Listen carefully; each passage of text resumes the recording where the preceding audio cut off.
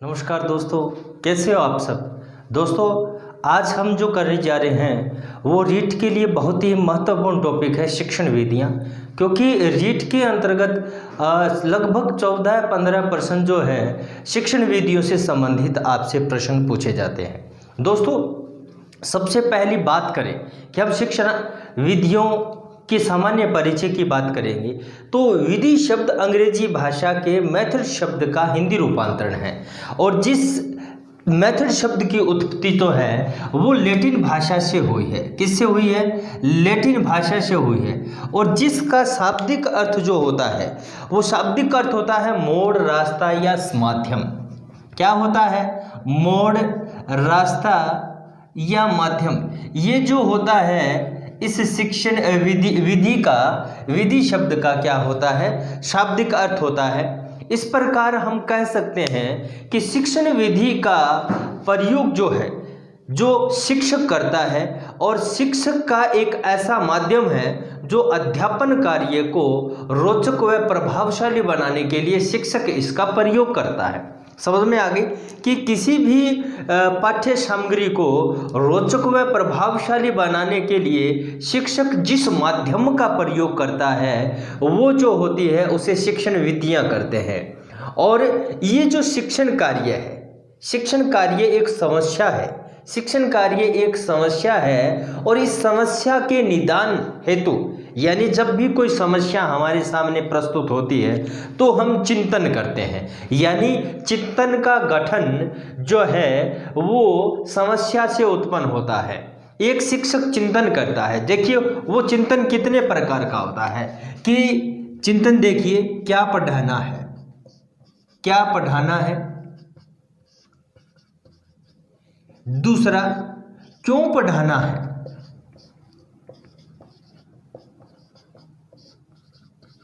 तीसरा, कैसे पढ़ाना है।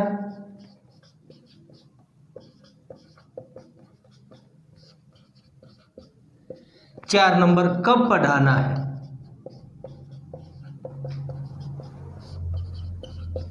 और 5 नंबर है किससे पढ़ाना है। देखिए ये एक प्रकार की समस्या है। देखिए मैंने बता दिया कि शिक्षण विधियां जो है अध्यापक को शिक्षण कार्य पढ़ाने हेतु एक माध्यम है जिसके प्रयोग से अध्यापक जो है अपने शिक्षण कार्य को प्रभावशाली व रोचक बनाता है। और शिक्षण कार्य एक प्रकार से क्या है दोस्तों? समस्या है। और समस्या से किसका गठन होता है? चिंतन से। किससे? किसका गठन होता है? चिंतन का। और चिंतन जो होता है, अध्यापक चिंतन करता है कि क्या पढ़ाना है, क्यों पढ़ाना है, किसको पढ़ाना है, कैसे पढ़ाना है, कब पढ़ाना है। ठीक है, तो ये चिंतन करता है।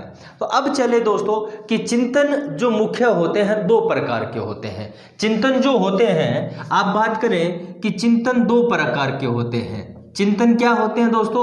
2 प्रकार के होते हैं। दोस्तों आपसे प्रश्न पूछा जाए कि चिंतन के कितने प्रकार होते हैं तो चिंतन 2 प्रकार के होते हैं। दोस्तों देखिए ये एक टॉपिक जो है मनोविज्ञान के अंतर्गत भी आता है चिंतन। तो दोस्तों ये साथ साथ चलेंगे।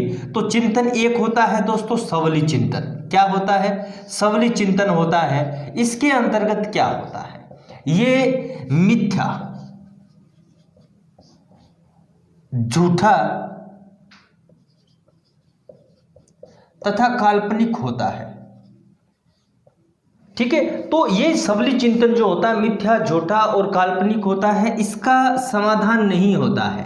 क्या होता है? इसका समाधान नहीं होता है। दोस्तों अगर बात करें कि सबली चिंतन झूठा, काल्पनिक, मिथ्या होता है, इसका कोई समाधान नहीं होता है। देखिए क्योंकि हम जैसे हवाई किले बनाना जो काम होता है, हवाई किले, वो किस चिंतन के अंतर्गत आता है? सबली चिंतन के। अगर आपको कह दे कि अगर वो जो शेख चिल्ली के जो सपने आगे बात करें, बहुत सारे जैसे हवाई किले जो बनाते हैं, हम मन मन में बहुत सा बात चिंतन करते हैं कि हम ऐसे बन जाएंगे, ये बन जाएंगे, मैं ये बन जाऊंगा, फिर मेरी इतनी नौकरी आएगी, लेकिन हम प्रयास नहीं करेंगे। चिंतन हमारा हो रहा है लेकिन ये झूठा चिंतन है। दूसरा होता है यथार्थ चिंतन। क्या होता है? यथार्थ चिंतन। देखिए दोस्तों, यथार्थ चिंतन में क्या होता है? यथार्थ चिंतन जो होता है सत्य और वास्तविक होता है। क्या होता है? सत्य तथा वास्तविक चिंतन होता है। इसमें जो भी चिंतन करते हैं उसका समाधान होता है। इसमें समाधान नहीं होता है, इसमें समाधान होता है। तो यथार्थ चिंतन जो है सत्य व वास्तविक चिंतन होता है। देखिए, यथार्थ चिंतन भी शिक्षक जो है वो 3 प्रकार से करता है। यथार्थ चिंतन को भी 3 प्रकार से बांटा गया है। एक होता है अभिसारी चिंतन। पहला क्या है? अभिसारी चिंतन। देखिए, अगर आपसे शुरू में पूछा जाए कि यथार्थ चिंतन के कितने प्रकार होते हैं, तो पहला होता है अभिसारी चिंतन। ये सामान्य अध्यापक के लिए प्रयोग होता है। अगर आपसे पूछे कि सामान्य अध्यापक किस प्रकार का चिंतन करता है, तो वो करता है अभिसारी चिंतन। अगर आपसे प्रश्न पूछा जाए कि अभिसारी चिंतन किस प्रकार का अध्यापक करता है, तो सामान्य अध्यापक, अच्छा अध्यापक, सर्वश्रेष्ठ अध्यापक। तो पहला है उत्तर सामान्य अध्यापक। ये एक ही विचार का प्रयोग करता है, यानी एक ही विचार, ये जो है एक ही विचार जो है आता है उसके मन में। यानी मान लीजिए कि अगर बच्चा जो है और वो रोजाना जो है याद नहीं करके आ रहा है, तो सामान्य अध्यापक क्या करेगा? उसके मन में एक ही विचार का आएगा कि इसको दंड दिया जाए, यानी वो पिटाई करेगा।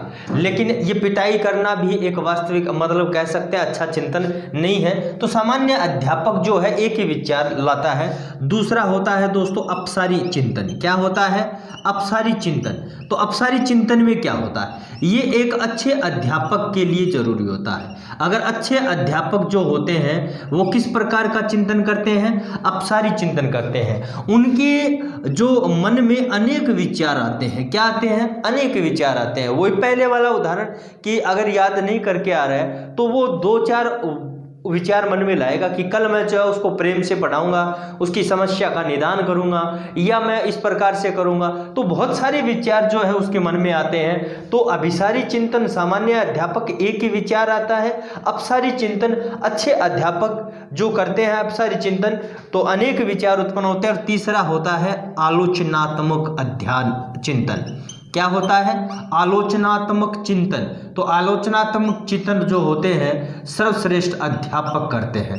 जो यहाँ जो सर्वश्रेष्ठ अध्यापक जो होते हैं वो किसका प्रयोग करते हैं? आलोचनात्मक चिंतन करते हैं। यानी वो जो है तर्क वितर्क पे जाकर ही चिंतन करते हैं और समस्या का समाधान करते हैं। अब बात करते हैं कि शिक्षण कार्य क्या है। शिक्षण जो कार्य है कोई सामान्य कार्य नहीं है। शिक्षण कार्य सामान्य कार्य नहीं है। डॉक्टर NN मुखर्जी ने लिखा भी है कि शिक्षण कार्य प्रत्येक व्यक्ति के चाय के प्याले के समान नहीं है, वह तो एक कला और विज्ञान है। तो NN मुखर्जी ने क्या बोला है कि शिक्षण कार्य जो है प्रत्येक व्यक्ति के चाय के प्याले के समान नहीं है, यह कला और विज्ञान है। तो अगर आपसे प्रश्न पूछा जाता है कि शिक्षण कार्य है, ऑप्शन में आता है कला है, दूसरा आता है विज्ञान है, तीसरा आता है कला और विज्ञान दोनों है। तो ये चीज जो है आपको याद रख लेनी है। कौन से? मैंने क्या लिखा है? NN मुखर्जी। क्या लिखा है? NN मुखर्जी। तो ध्यान रखना दोस्तों, अगर NN मुखर्जी की बात करें कि शिक्षण कार्य प्रत्येक व्यक्ति के चाय के प्याले के समान नहीं है, यह तो एक कला व विज्ञान है। यह तो एक कला व विज्ञान है। ये परिभाषा जो है शिक्षण कार्य के संबंध में NN मुखर्जी ने दी है। अब बात करें शिक्षण प्रक्रिया। देखिए दोस्तों, शिक्षण प्रक्रिया के अंतर्गत क्या होता है? शिक्षण प्रक्रिया जो है भारतीय अगर दृष्टिकोण से देखा जाए, भारतीय दृष्टिकोण से, जैसे शिक्षण प्रक्रिया की बात करें, यहाँ देखिए दोस्तों शिक्षण प्रक्रिया तो बहुत इंपॉर्टेंट है, प्रश्न आते रहते हैं कि शिक्षण प्रक्रिया जो है भारतीय दृष्टिकोण के अनुसार, भारतीय अगर दृष्टिकोण से पूछा जाए कि भारतीय दृष्टिकोण के अनुसार शिक्षण प्रक्रिया है द्विमुखी प्रक्रिया है। क्या है दोस्तों? ये दृष्टिकोण से क्या है? द्विमुखी प्रक्रिया है। क्या है? द्विमुखी प्रक्रिया है। यानी भारतीय दृष्टिकोण कहता है कि अध्यापन या शिक्षक कार्य, शिक्षा जो है वो द्विमुखी प्रक्रिया है। उसमें एक शिक्षक होता है और एक होता है शिक्षार्थी, एक होता है शिक्षक और एक होता है शिक्षार्थी। यानी जब शिक्षक के सामने शिक्षार्थी आ जाता है तो शिक्षा प्रक्रिया जो है शुरू हो जाती है। कठोपनिषद में कहा भी गया कि शिक्षा को छात्र व शिक्षक दोनों के बीच अंतःक्रिया के रूप में स्पष्ट किया गया है कि कठोपनिषद जो है हमारा, उसमें शिक्षण प्रक्रिया को छात्र व शिक्षक के बीच में क्या बताया गया है, अंतःक्रिया को ही शिक्षा प्रक्रिया के रूप में स्पष्ट किया गया है। तो ये मैंने बता दिया कि भारतीय दृष्टिकोण से पहले शिक्षक और शिक्षार्थी ये द्विमुखी प्रक्रिया के अंतर्गत आते हैं। अगर आपसे पूछा जाए कि भारतीय दृष्टिकोण के अंतर्गत द्विमुखी प्रक्रिया के अंतर्गत आता है शिक्षक शिक्षार्थी, शिक्षक पाठ्यक्रम, शिक्षार्थी पाठ्यक्रम, इस प्रकार का प्रश्न आए तो शिक्षक और शिक्षार्थी जो है इस दृष्टिकोण के अंतर्गत आता है। अगर पाश्चात्य दृष्टिकोण की बात करें, अगर पाश्चात्य दृष्टिकोण की बात करें तो ये दोस्तों पाश्चात्य दृष्टिकोण की बात करें तो शिक्षा प्रक्रिया जो है वो त्रिमुखी प्रक्रिया है। शिक्षा प्रक्रिया क्या है दोस्तों, शिक्षा प्रक्रिया अगर पाश्चात्य दृष्टिकोण की बात करें, पाश्चात्य दृष्टिकोण की बात करें तो शिक्षा प्रक्रिया क्या है, ये त्रिमुखी प्रक्रिया है। क्या है दोस्तों, त्रिमुखी प्रक्रिया है। और इस त्रिमुखी प्रक्रिया के अंतर्गत आता कौन है, तो एक होता है शिक्षक, एक होता है शिक्षार्थी और एक होता है पाठ्यक्रम। क्या होता है, पाठ्यक्रम। तो ये दोस्तों ये थोड़ा सा ध्यान रखना है कि त्रिमुखी प्रक्रिया के अंतर्गत ये जो शिक्षण प्रक्रिया है ये क्या है, शिक्षण प्रक्रिया जो है एक होता है शिक्षक, दूसरा होता है शिक्षार्थी और तीसरा जो होता है वो पाठ्यक्रम होता है।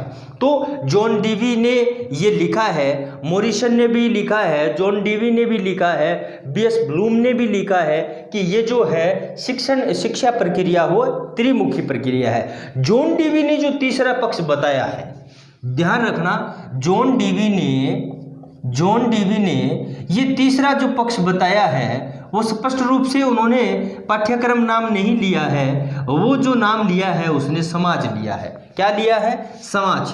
तो ध्यान रखना दोस्तों, अगर आपसे प्रश्न पूछा जाता है कि जॉन डीवी ने शिक्षण प्रक्रिया या शिक्षा प्रक्रिया के अंतर्गत तीसरा जो रूप बताया है, एक होता है शिक्षक शिक्षार्थी और तीसरा पक्ष बताया है वो होता है समाज। क्योंकि पाठ्यक्रम का निर्माण कौन करता है, समाज करता है। कि हमारे बच्चों को क्या पढ़ाते हैं, कि हमारे समाज में जो भी कुछ घटित हो रहा है, जो घटित हुआ है, जो घटित होने वाला है, यानी पाठ्यक्रम का निर्माण जो है समाज के माध्यम से होता है। तो बीएस ब्लूम ने पाठ्यक्रम, अगर आपसे पूछा जाए कि बीएस ब्लूम की बात करें कि ब्लूम के अनुसार शिक्षा प्रक्रिया के अंतर्गत कौन सा जो है आरेख होता है, तो शिक्षक शिक्षार्थी और पाठ्यक्रम। और जॉन डीवी की बात करें तो अगर आपसे पूछ ले कि जॉन डीवी के अनुसार त्रिमुखी प्रक्रिया के अंतर्गत कौन सा आलेख जो होता है, तो ये होता है शिक्षक शिक्षार्थी और एक होता है समाज। तो ये ध्यान रखना, ये जो शिक्षण प्रक्रिया है, बीएस ब्लूम की पूछे तो शिक्षक शिक्षार्थी पाठ्यक्रम, जॉन डीवी की पूछे तो शिक्षक शिक्षार्थी और समाज। तो दोस्तों अब बात करें, ये त्रिमुखी प्रक्रिया है कि शिक्षा प्रक्रिया जो है वो उसके तीन पक्ष होते हैं, ज्ञानात्मक होता है, भावात्मक होता है और एक क्रियात्मक होता है। समझ में आ गई, ज्ञानात्मक क्रियात्मक होता है, एक होता है भावात्मक होता है और एक होता है क्रियात्मक। तो ज्ञानात्मक, क्रियात्मक और भावात्मक। और इसी प्रकार हमारी जो शिक्षा प्रक्रिया है उसके भी तीन पक्ष होते हैं, एक प्राथमिक स्तर होता है, एक माध्यमिक स्तर होता है, एक उच्च माध्यमिक स्तर होता है। तो आज के लिए मैं इस वीडियो में आपको सामान्य परिचय करवाया है और नेक्स्ट जो वीडियो होगा वो शिक्षण विधियों के बारे में मैं ऐसे धीरे धीरे जो है छोटे छोटे वीडियो जो है आपको एक एक विधि के माध्यम से आपको बताऊंगा कि ये जो सामान्य परिचय मैंने करवाया है ये आपको कैसा लगा है, इसके बारे में आप मुझे कमेंट के माध्यम से जरूर बताएं। आज के लिए इतना ही, बहुत बहुत धन्यवाद।